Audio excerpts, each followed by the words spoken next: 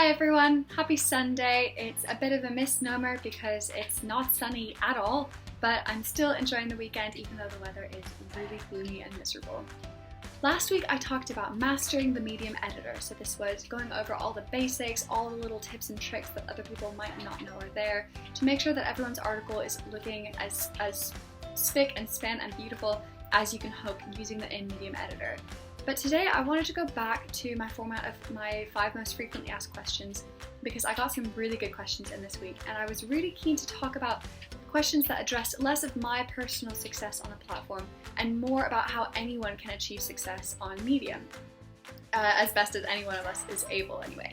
So without further ado, let's get started.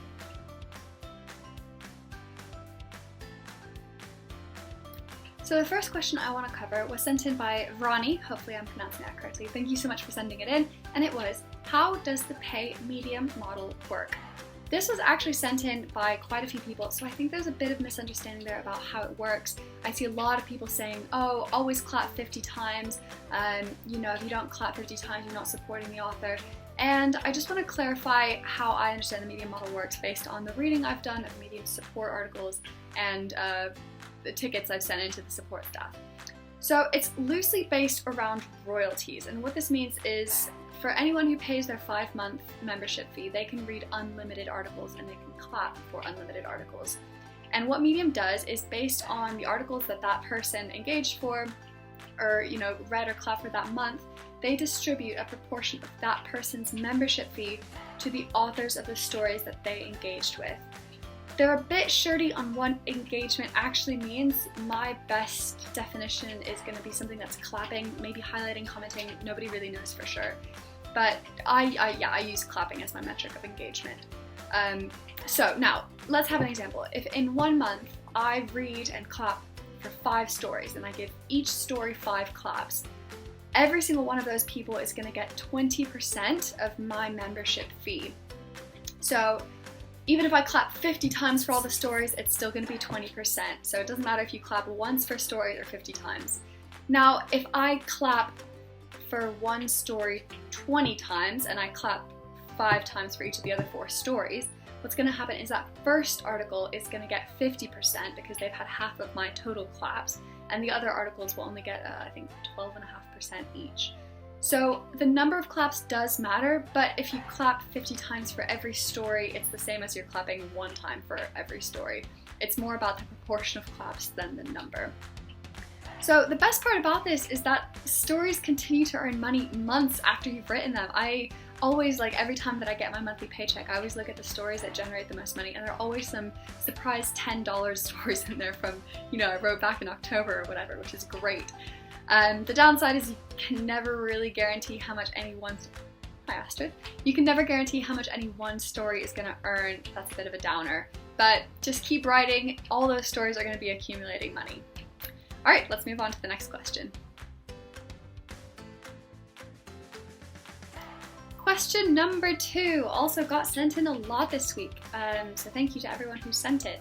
And it is, how long does it take to become successful?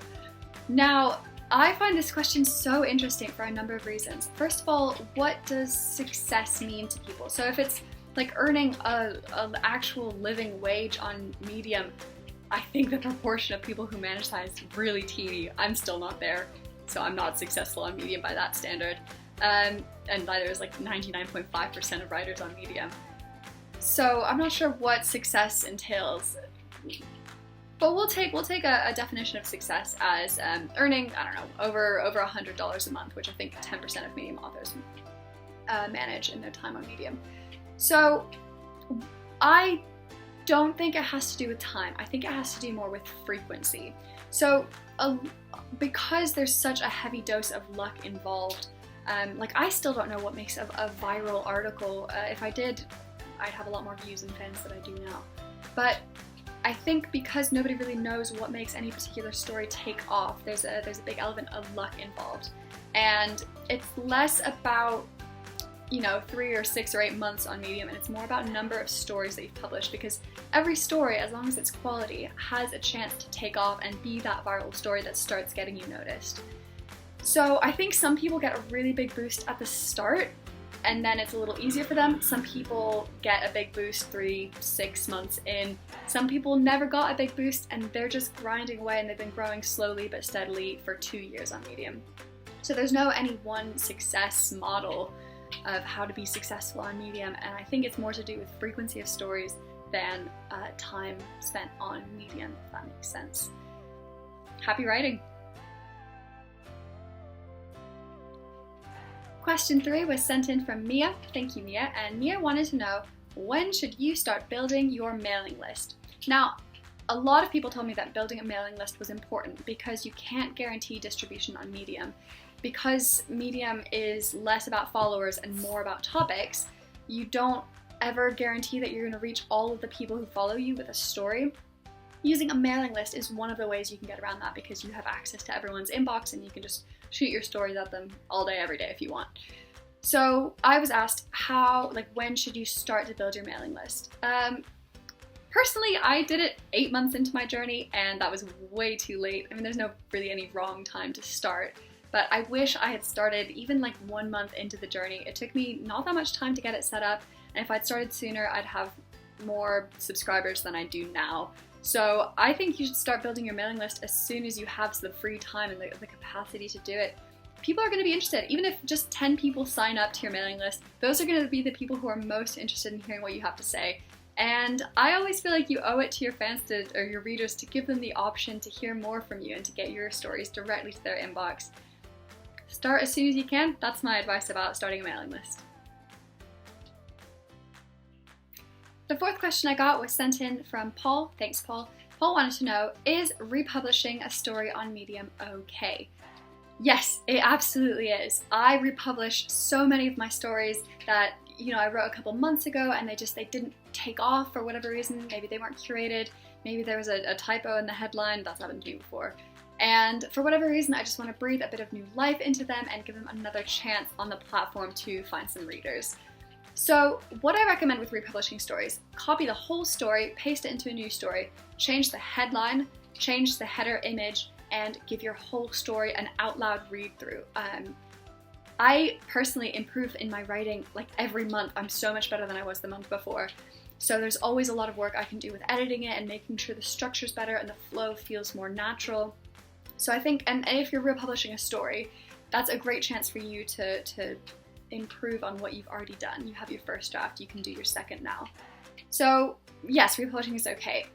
Medium doesn't want a backlog of duplicated stories though, so make sure you always delete your story after you republish the new one, like as soon as you can, immediately after. It doesn't, that way the SEO won't be affected and Medium won't get mad at you, because I think it's against their rules to do exactly duplicated content. And honestly, I republish a lot. Like when I struggle with thinking of topics to write, I go into my backlog. I try to go at least 3 to 6 months back, so I'm not shoving content to people that have already read it. So I go 3 to 6 months back and I pick out something that maybe just didn't do as well as I'd hoped, or I think would really benefit from a freshen up. And then I just copy paste and republish, and it works really well for me. I get some really good results. Sometimes stories just need that second chance to give them a bit of a boost. So yeah, republish away. I'm being upstaged. Get off.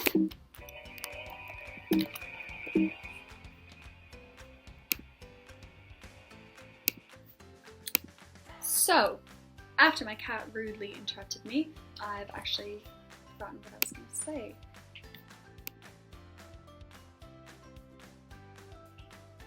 The 5th question was sent in from Kathy. Thank you, Kathy. Kathy wanted to know if there are any opportunities to writing on Medium beyond just the monthly paycheck. Absolutely. I've had 2 types of opportunities come my way because of my writing on Medium. First of all, a few publications not on Medium reached out to me to ask if they could syndicate my articles onto their website. What syndication is means they just take my article and they republish it on their own website. I don't get paid because the article's already been written, but it's just a really good chance to get a bit more publicity, kind of spread your circle of people who are aware of your writing, reach a new audience, and even funnel more traffic into your website, or maybe if you've got a mailing list, you can ask them to include that link in your author byline. So yeah, syndication of articles was a really great way to get your name out there. And plus, both of the publications that asked to syndicate my articles have allowed me to pitch them with additional story ideas, which I'm going to be paid for on a freelance basis because they were written originally for those publications rather than syndicated from Medium. So it's a great way to start diversifying your portfolio. And secondly, I have had people reach out to me directly, not as part of publications, but asking me to write stories for them as a freelance capacity, whether this is ghostwriting or just a bit of content writing. So I've made a bit of money outside of Medium based on those opportunities as well. And finally, I just think no matter who you are or no matter what opportunity you're going for, the ability to write well is so valued no matter what you're doing. Communication it underpins our human relationships. And if you can show people that you have a dedicated past of writing well, writing consistently, that's going to impress anyone that you meet, whether it's for a job opportunity related to writing, not related to writing. So I think those two concrete opportunities, as well as just generally having a backlog, a portfolio of content out there ready to be received. So I think that there's a lot of opportunities from Medium that go far beyond Medium. Thank you so much for watching. It's been really interesting to think about the types of questions that are more about general success on Medium rather than being related to my specific story, my path to success on Medium. So thank you to everyone who sent those in. I really had a good time answering questions this week. If you want to send any of your own in, I'll include the link in the video description so you can sign up to my mailing list and send in your first question. Thank you also to my cats who made their video debut on my channel. You might be seeing more of them because they're obsessed with me and love to interrupt anything I do. So again, thank you so much for watching. Have a wonderful Sunday.